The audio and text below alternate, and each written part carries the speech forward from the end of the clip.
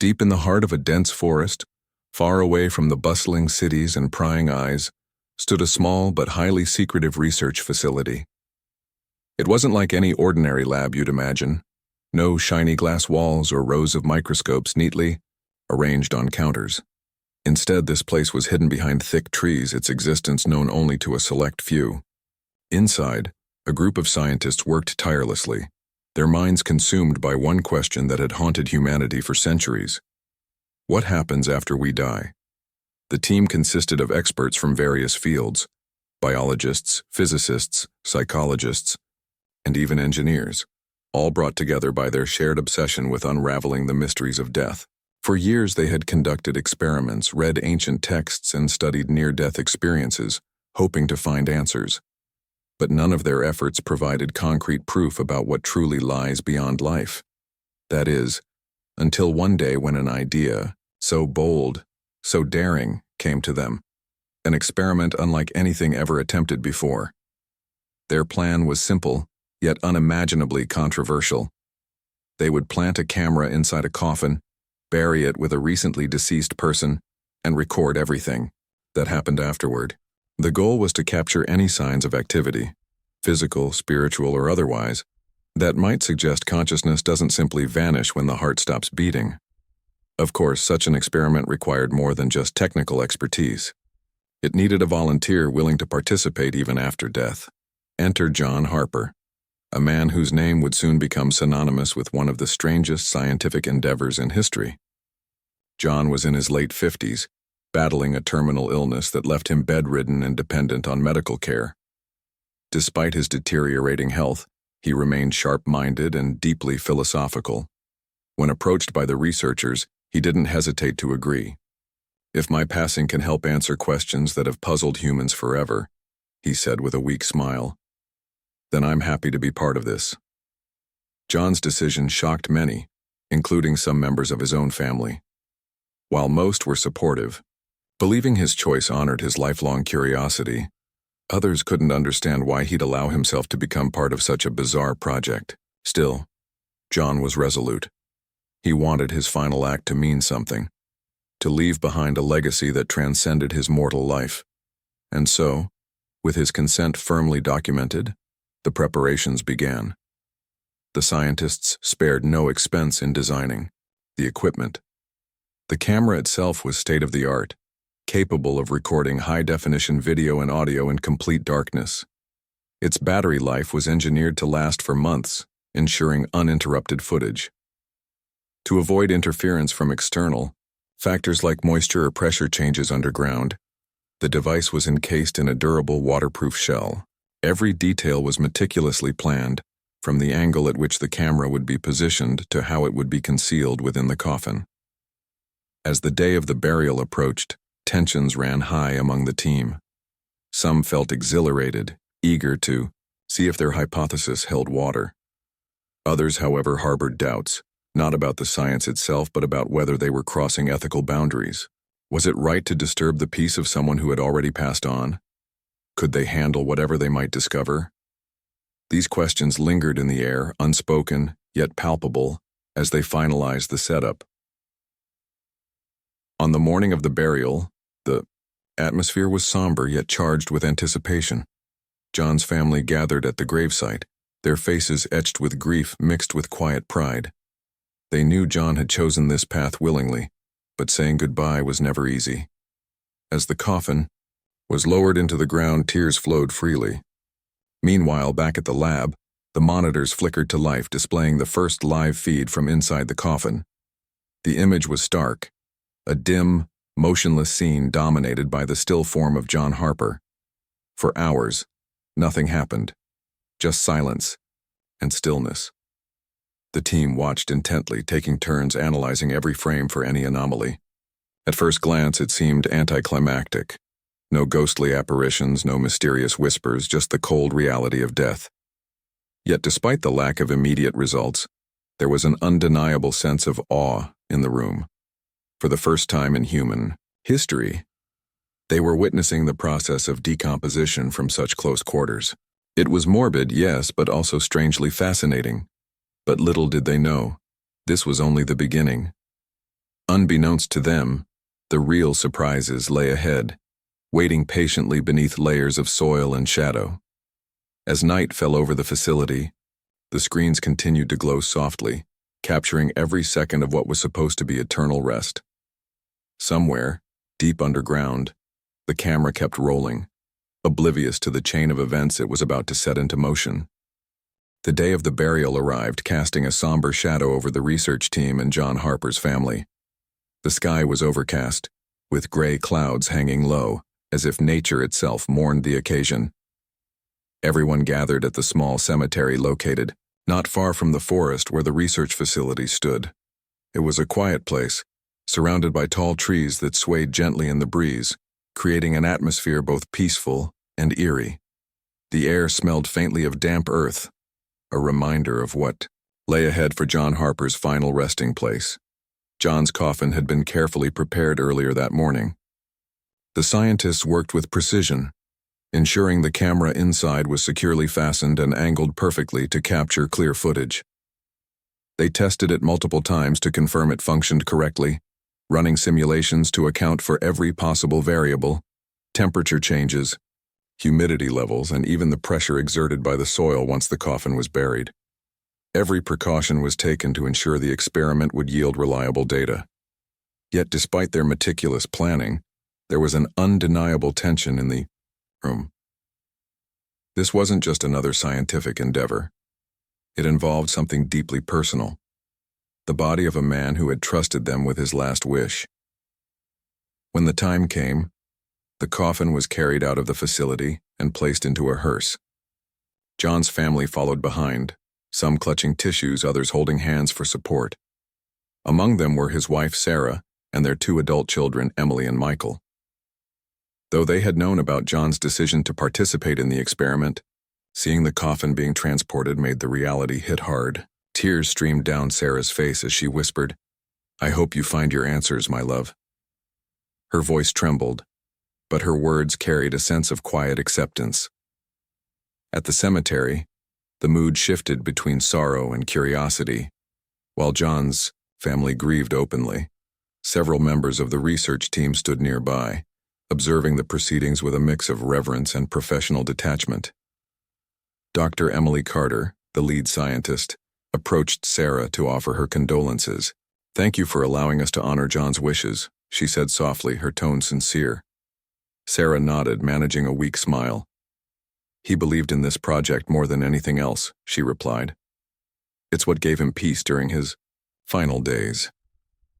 As the priest began the ceremony, the researchers stepped back slightly, giving the family space to grieve. The prayers were recited, flowers were laid on the coffin, and heartfelt speeches were given by those closest to John. His daughter Emily spoke about how her father had always been fascinated by life's big questions. "Dad used to say that science and spirituality weren't enemies. They were 2 sides of the same coin," she told the crowd, her voice breaking. "This experiment is his way of bringing those worlds together. I'm proud of him." Once the service concluded, it was time for the burial. The coffin was lowered slowly into the ground, the sound of creaking ropes filling the silence. For the scientists, this moment marked the official start of their experiment. Back at the lab, monitors displayed live footage from the camera inside the coffin. The image showed nothing unusual, just the still form of John Harper lying peacefully, surrounded by darkness. Despite the lack of immediate activity, the team remained vigilant, knowing that patience was key. Back at the gravesite, the researchers discreetly monitored the situation while maintaining a respectful distance. After the coffin was fully submerged, shovels of dirt began piling onto it, sealing John away from the world above. Each thud of the soil hitting the wooden surface sent a ripple of unease through the team. Was it wrong to disturb someone's final resting place like this? Could they truly justify their actions in the name of science? These thoughts lingered in their minds, though no one voiced them aloud. By late afternoon, the burial was complete. A simple headstone bearing John's name and dates marked the spot.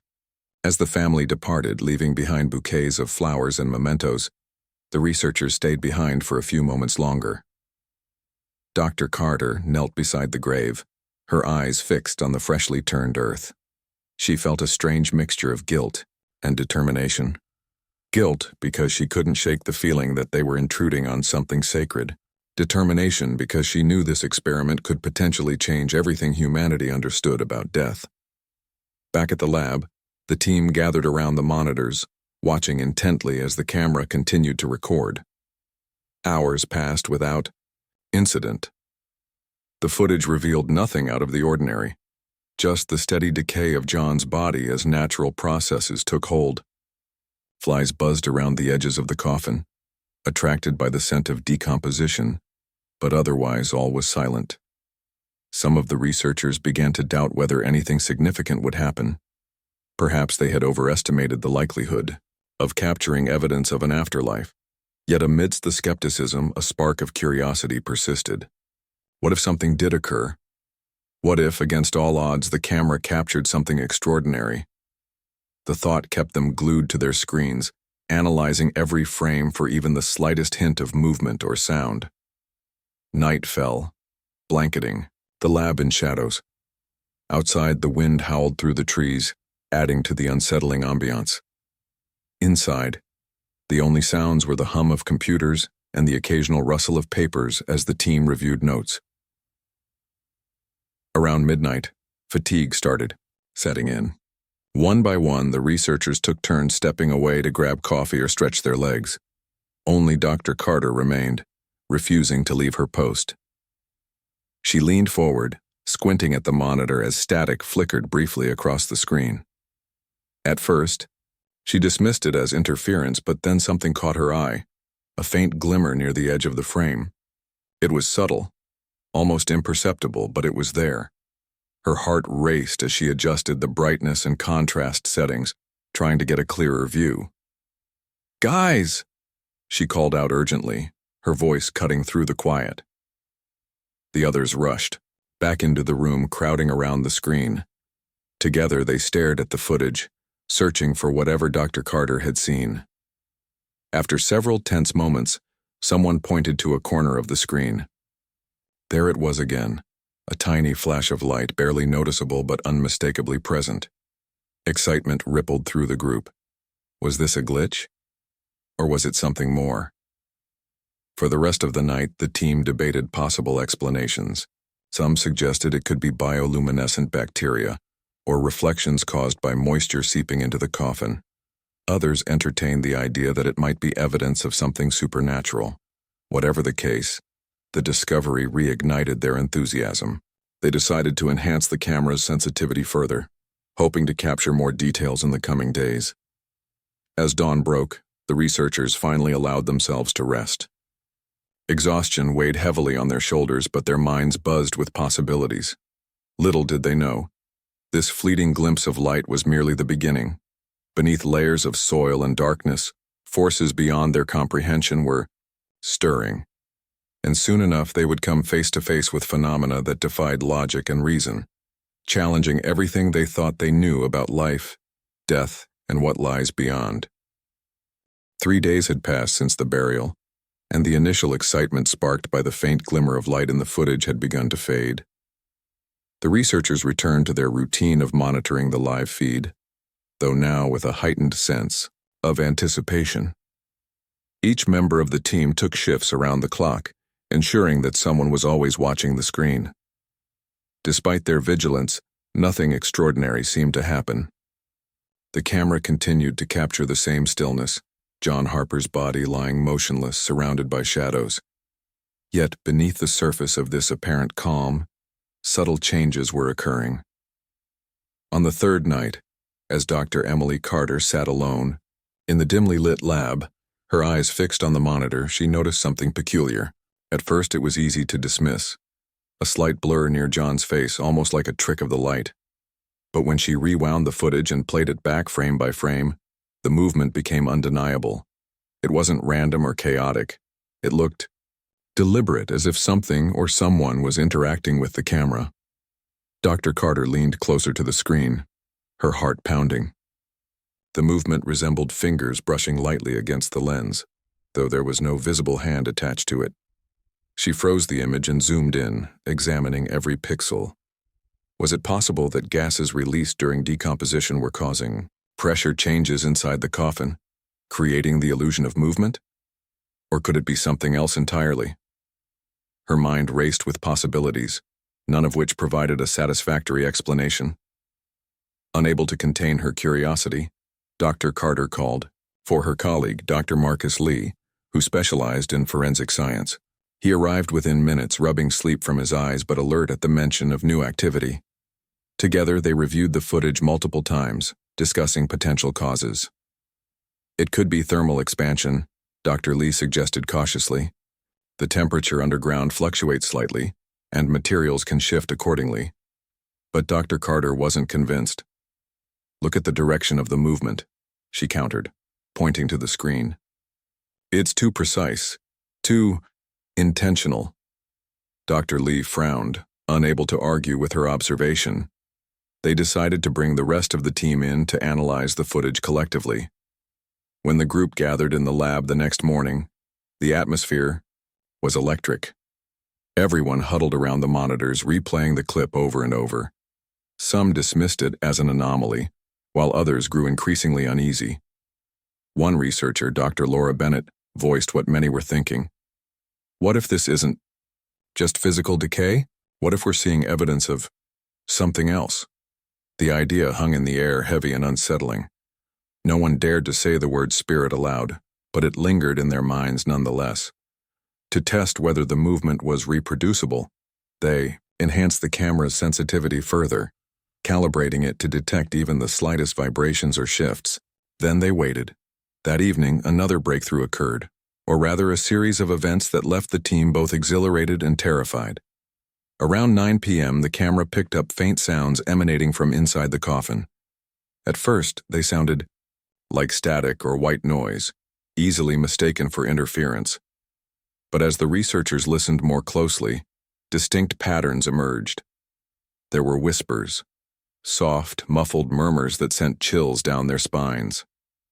Dr. Carter adjusted the audio settings, isolating specific frequencies to filter out background noise. The murmurs grew clearer, though still fragmented. Words began to take shape.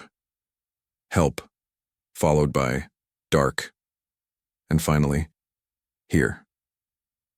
The room fell silent except for the sound of the recording playing repeatedly.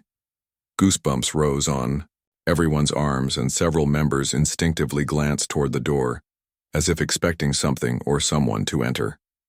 This can't be real, muttered Dr. James Patel, a physicist known for his skepticism. There has to be a logical explanation. Yet even he couldn't deny the eerie clarity of the words. The team debated fiercely, some clinging to rational explanations while others entertained the possibility of supernatural involvement. Could these whispers belong to John Harper himself? Had his consciousness somehow lingered beyond death? To rule out external factors, the researchers conducted extensive tests. They checked for electromagnetic interference, analyzed soil composition around the grave, and reviewed the equipment for malfunctions. Everything came back normal. The whispers weren't caused by environmental conditions or faulty technology. They originated from within the coffin itself. As the hours dragged on, the tension in the lab became palpable. Some team members refused to stay late, claiming they needed fresh air or citing personal commitments. Others stayed glued to their seats, unwilling to miss a moment of the unfolding mystery. By midnight, only Dr. Carter and Dr. Lee remained, their faces illuminated by the glow of the monitors. Suddenly, the camera captured another movement, this time much bolder than before. A shadow passed across John's chest, moving slowly and deliberately. It appeared humanoid in shape, though distorted and translucent, like smoke caught in a beam of light. Both scientists gasped audibly, leaning forward in disbelief. The shadow hovered for several seconds before dissipating into nothingness. "Did you see that?" Dr. Carter whispered, her voice trembling. Dr. Lee nodded mutely, too stunned to respond. They replayed the footage multiple times, confirming that what they saw was genuine. Whatever, or whoever it was, it had interacted with the space around John's body. Word of the discovery spread quickly among the team. By morning, Everyone had returned to the lab, eager to review the latest findings. The shadowy figure dominated, their conversations fueling theories ranging from residual energy to interdimensional entities. Some speculated that John's spirit might be trapped between worlds, unable to move on due to unfinished business. Others wondered if the experiment had inadvertently opened a portal to another realm. Despite their differing opinions, one thing was clear. The project had taken a turn none of them anticipated. What started as a scientific exploration of post-mortem phenomena had evolved into something far stranger and potentially dangerous. As they continued to analyze the data, a troubling question arose. Were they documenting evidence of an afterlife, or had they awakened something that shouldn't have been disturbed? The implications weighed heavily on the team. While part of them yearned to uncover the truth, another part feared the consequences of delving deeper. Yet driven by a mix of curiosity and duty, they pressed on, knowing they were on the verge of discovering something monumental. Little did they know the most shocking revelations were yet to come. By the end of the first week, the experiment had taken on a life of its own. Literally, the whispers captured by the audio sensors continued to haunt the researchers, their fragmented words echoing through the lab like ghostly pleas for help. Dark, here, and help were repeated over and over, each utterance sending shivers down the team's spines. No matter how hard they tried to rationalize the sounds as environmental interference or mechanical glitches, the clarity of the voices made denial impossible. Something, or someone, was communicating from beyond the grave. Dr. Emily Carter became obsessed with decoding the messages. She spent hours isolating frequencies, enhancing the audio, and running algorithms designed to detect patterns in seemingly random noise. Her determination bordered on obsession, fueled by both scientific curiosity and a gnawing sense that they owed John Harper answers. After all, he had entrusted them with his final moments, and now it seemed he was reaching out to them from wherever he existed after death. One evening, while reviewing the recordings yet again, Dr. Carter noticed something new. A faint rhythm underlying the whispers. At first, she thought it might be her imagination, but upon closer inspection, she realized it was a deliberate cadence, a pattern that suggested intent. It wasn't just random murmurs, it was structured communication. Encouraged by this breakthrough, she enlisted the help of Dr. Laura Bennett, who had a background in linguistics. Together, they painstakingly pieced together fragments of the audio, arranging them into coherent sequences. After days of relentless effort, they succeeded in reconstructing a chilling sentence. "I'm still here. Please listen." The room fell silent when they played the reconstructed message aloud. Everyone exchanged uneasy glances, unsure whether to feel awe or fear. For the first time, there was no denying the possibility that John Harper's consciousness, or some form of it, had survived his physical death. But what did it mean? Was he trapped in a liminal state, unable to move on?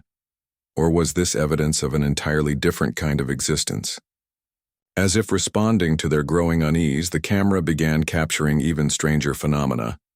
Shadows moved across the coffin's interior with increasing frequency, sometimes flickering briefly before vanishing. One night, around 2 a.m., the team witnessed something that left them utterly speechless. A shadowy figure appeared above John's body, hovering silently for several seconds.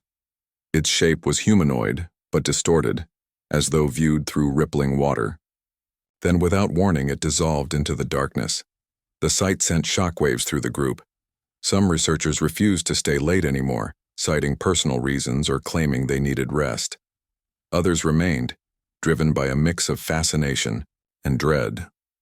Among those who stayed was Dr. Marcus Lee, whose skepticism had slowly eroded under the weight of mounting evidence.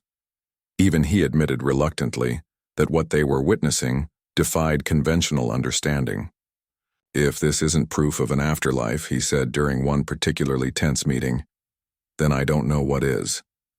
But not everyone shared his cautious optimism. Dr. James Patel, ever the pragmatist, argued that they were jumping to conclusions too quickly. "We're scientists, not ghost hunters," he reminded the team. Before we start specifying about souls or spirits, we need concrete data, something measurable, reproducible, and verifiable. His words brought a semblance of order back to the chaos, forcing the team to refocus on gathering objective evidence. Their efforts paid off in unexpected ways. While analyzing thermal readings from inside the coffin, they discovered anomalies that couldn't be explained by natural processes. Patches of heat appeared sporadically, concentrated near John's chest area where the camera was positioned. These fluctuations weren't consistent with decomposition or environmental factors. Instead, they resembled energy signatures, brief bursts of activity that dissipated almost as quickly as they emerged. The discovery reignited the debate about the nature of the phenomena they were observing. Could these heat signatures represent residual energy left behind by John's consciousness? Or were they indicative of something far more complex, perhaps an interaction between dimensions? Theories abounded, ranging from quantum entanglement to parallel realities, but none provided definitive answers. Meanwhile, the lab itself began exhibiting strange occurrences that unnerved the team further. Equipment malfunctioned without explanation. Lights flickered erratically, and several staff members reported feeling an inexplicable presence during late-night shifts. One researcher claimed to have seen a shadow dart past the corner of her eye, only to find nothing when she turned around. Another swore he heard footsteps echoing down the hallway, even though he was alone in the building. These incidents created an atmosphere of paranoia and fear. Some team members suggested halting the experiment altogether, arguing that they had crossed an ethical line by disturbing John's resting place. Others, however, believed they were close to uncovering groundbreaking truths and urged the group to persevere. Dr. Carter found herself torn between these opposing viewpoints. On one hand, she felt a moral obligation to respect John's wishes and see the project through. On the other hand, she couldn't ignore the creeping sense of unease that had settled over the facility. To address the growing tension, the team decided to consult external experts. They reached out to spiritual leaders, paranormal investigators, and philosophers, hoping to gain fresh perspectives on their findings. One advisor, a medium named Rachel Monroe, offered insights that resonated deeply with the researchers. During a private session with Dr. Carter, Rachel described sensing a fragmented soul tied to unresolved guilt. According to her, John Harper hadn't fully transitioned because he carried regrets from his past, mistakes he believed he could never make right. This revelation struck a chord with the team. They recalled conversations with John's family, who had mentioned his lifelong habit of self-criticism and perfectionism. Perhaps his inability to forgive himself was anchoring him to this world, preventing him from moving on. Armed with this new understanding, the researchers resolved to take action. They devised a plan to perform a symbolic ritual aimed at releasing John's spirit. Working alongside Rachel Monroe, they prepared a ceremony involving prayers, affirmations, and tokens of forgiveness provided by John's loved ones. The goal was simple yet profound: to give John closure and allow him to continue his journey peacefully. On the night of the ritual, the entire team gathered in the lab, their faces illuminated by candlelight. As Rachel led the ceremony, the monitors displayed live footage from the coffin below. For the first time in weeks, the shadows ceased moving, and the whispers faded into silence. When the ritual concluded, the room erupted into quiet sobs and sighs of relief. It seemed they had finally succeeded in helping John find peace, or so they thought. As the candles were extinguished and the team began packing up, one final message echoed through the speakers. The chilling message, "Thank you, but I'm not alone," sent shockwaves through the research team. It was as if the words had been spoken directly into their minds, bypassing logic and reason entirely. For a moment, no one moved or spoke. The lab fell silent except for the faint hum of the monitor still displaying live footage from inside the coffin. The researchers exchanged uneasy glances, each person silently wondering what they had unleashed, or perhaps awakened. Dr. Emily Carter was the first to break the silence. She leaned forward, her hands trembling slightly as she replayed the audio clip. "What does it mean?" she whispered, more to herself than anyone else. Her voice carried a mix of fear and determination. If John Harper wasn't alone, then who or what was with him? And why had these entities chosen now to reveal themselves? The implications were staggering. Up until this point, the team had assumed they were dealing solely with John's consciousness, or at least some form of residual energy tied to his passing. But the idea that other beings might exist alongside him in whatever realm he occupied raised questions they weren't prepared to answer. Were these entities benevolent, malevolent, or something else entirely? Could they pose a threat, not just to John's spirit but also to the living world above? Determined to get answers, Dr. Carter instructed the team to enhance the camera's sensitivity even further. They adjusted its settings to capture minute details, hoping to detect any additional movement or activity within the coffin. At the same time, they set up advanced spectral analysis tools to scan for anomalies beyond the visible spectrum.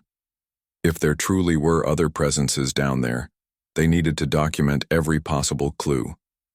Over the next few days, the footage revealed increasingly bizarre phenomena.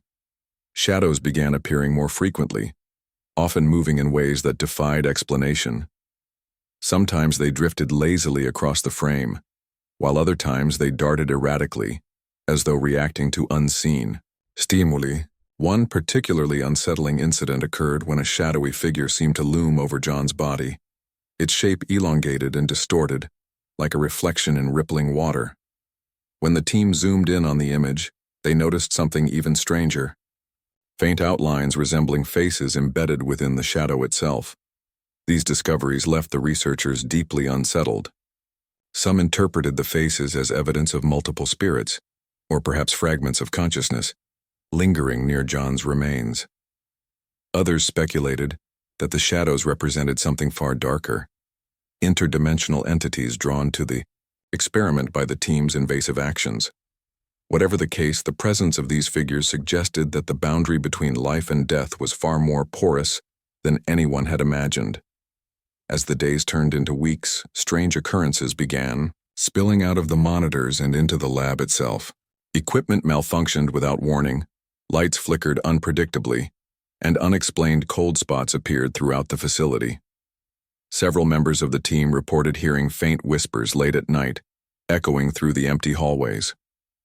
One researcher claimed to have seen a dark figure standing outside the lab window, only for it to vanish when he approached for a closer look. The atmosphere grew tense and claustrophobic. Even the most skeptical among them couldn't deny that something unnatural was happening. Dr. James Patel, who had once dismissed the experiment as nothing more than pseudoscience, found himself questioning everything he thought he knew about reality.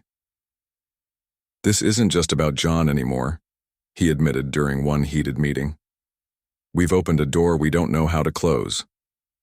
Despite their growing unease, the team refused to abandon the project. They felt an obligation, not only to John Harper but also to humanity, to understand what they were witnessing. To do so, they decided to take drastic measures. With the help of medium Rachel Monroe, they conducted another ritual, this time aimed at communicating directly with the mysterious entities. Using specially designed microphones and electromagnetic sensors, they hoped to establish a clearer line of communication. The ritual took place late one evening, under the dim glow of candlelight. Rachel sat cross-legged in the center of the room, surrounded by salt circles and protective talismans provided by spiritual advisors. As she entered a trance-like state, the rest of the team monitored the equipment closely, watching for any signs of response. At first, nothing happened. Then slowly the monitors began picking up faint signals, low-frequency vibrations accompanied by bursts of static. Rachel's eyes fluttered open, and she spoke in a voice unlike her own, deep, raspy, and layered with echoes. "You should not have come here," the voice said, sending chills through everyone present. "Leave us be." The message was clear and unmistakably hostile, yet instead of retreating, the team pressed on, asking questions about the nature of the entities and their connection to John Harper. The responses were cryptic and fragmented, hinting at a vast, incomprehensible network of consciousnesses existing beyond human perception. Some claimed to be remnants of those who had died long ago, while others described themselves as guardians of liminal spaces, areas between worlds where lost souls wandered indefinitely. One particularly disturbing exchange involved an entity claiming responsibility for the strange occurrences in the lab. "We are curious," it said, its tone almost playful yet undeniably menacing. "Your machines, your questions, they call to us. We cannot resist." The admission sent panic rippling through the group. Had their experiment inadvertently invited these beings into their world? Could they ever hope to contain or control such forces? The realization weighed heavily on Dr. Carter, who felt personally responsible for everything that had transpired. She knew they were treading dangerously close to territory they didn't fully understand, and that mistakes could have catastrophic consequences. To mitigate the risks, the team implemented strict protocols. They limited access to the lab, installed electromagnetic shielding around the facility, and kept detailed logs of all interactions with the entities. Despite these precautions, the disturbances continued. Lights would blink off and on randomly. Objects would shift positions overnight, and the air often carried an oppressive weight that made breathing difficult. Amidst the chaos, one thing became painfully clear. The entities were growing stronger. Their presence was no longer confined to the coffin or the lab. It seemed to permeate the entire facility. During one particularly harrowing incident, a researcher reported seeing a shadowy figure standing at the foot of her bed in the staff quarters. Another described waking up to find claw-like marks etched into the walls of his office. These accounts forced the team to confront a terrifying possibility. The beings were learning how to interact with the physical world. Desperate for guidance, Dr. Carter reached out to experts in parapsychology and quantum physics, hoping to find someone who could explain what was happening. One theorist proposed that the experiment had created a rift, a tear in the fabric of reality that allowed entities from other dimensions to seep through. Another suggested that the act of observing the afterlife had fundamentally altered its structure, much like how measuring particles changes their behavior in quantum mechanics. While these explanations offered some clarity, they did little to ease the team's mounting anxiety. Every new discovery brought them closer to understanding the true nature of existence, but also deeper into danger. They realized they were playing with forces far beyond their comprehension, and the cost of continuing might outweigh any potential benefits. Yet despite the risks, they couldn't bring themselves to stop. Something primal drove them forward, an insatiable curiosity that refused to let go. After all, they had started this journey seeking answers about life, death, and what lies beyond. Now they were face to face with truths that defied logic and reason, truths that challenged everything humanity thought it knew about the universe. But as the weeks wore on, it became increasingly clear that they weren't merely observers anymore. They were participants in something vast and unknowable. And whether they liked it or not, they were now entangled in a web of mysteries that showed no signs of unraveling anytime soon. The final phase of the experiment was both exhilarating and terrifying. The team had reached a point where they could no longer deny the magnitude of what they were dealing with. The entities, whatever or whoever they were no longer passive observers. They were actively engaging with the researchers, probing the boundaries between their world and ours. Every piece of data collected from the coffin seemed to raise more questions than answers, leaving the scientists torn between awe and dread. Dr. Emily Carter, now visibly exhausted but resolute, led the team in their last-ditch effort to decode the messages coming through the audio sensors. Using advanced software designed to analyze patterns in chaotic systems, they managed to isolate distinct frequencies that corresponded to different voices. These weren't just random murmurs anymore.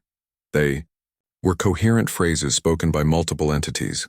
Some sounded mournful, others curious, and a few downright menacing. One voice, deeper and colder than the rest, repeated a single phrase over and over. "You opened this door." The implication sent chills down everyone's spines. It wasn't just about John Harper anymore. It was about humanity itself. By planting a camera in his coffin, The team had inadvertently created a bridge between two realms, one that neither side fully understood. And while some of the entities appeared benign, others seemed intent on crossing over into the physical world. As the days passed, the disturbances in the lab escalated dramatically. Lights flickered uncontrollably. Monitors displayed glitchy images of shadowy figures moving across empty rooms, and strange symbols began appearing on the walls overnight. None of the researchers could explain how these markings got there. Some looked like ancient runes, others like abstract shapes that pulsed faintly when viewed under ultraviolet light. The air grew heavier, almost suffocating, as if the very atmosphere was being drained of life. One night, during a particularly intense session, the team decided to attempt direct communication again. This time, they used a specialized device, capable of translating electromagnetic signals into audible tones. Rachel Monroe sat at the center of the room, her hands trembling slightly as she focused on channeling the energy around her. As she spoke softly, inviting the entities to share their intentions, the equipment began picking up rapid-fire bursts of sound. At first, the responses were disjointed, a cacophony of overlapping voices speaking in languages none of them recognized. But then, slowly, a pattern emerged. One entity introduced itself as a keeper of thresholds, claiming responsibility for maintaining balance between worlds. Its tone was calm yet authoritative, and it warned the team that their actions had disrupted the natural order. "Your curiosity has consequences," it said. "Some doors should remain closed." Despite its ominous words, the entity offered guidance. It explained that John Harper's soul had indeed been trapped due to unresolved guilt. But he wasn't the only one affected. Countless other spirits lingered in liminal spaces, caught between existence and oblivion because of unfinished business. Or worse, because they had been forgotten by the living.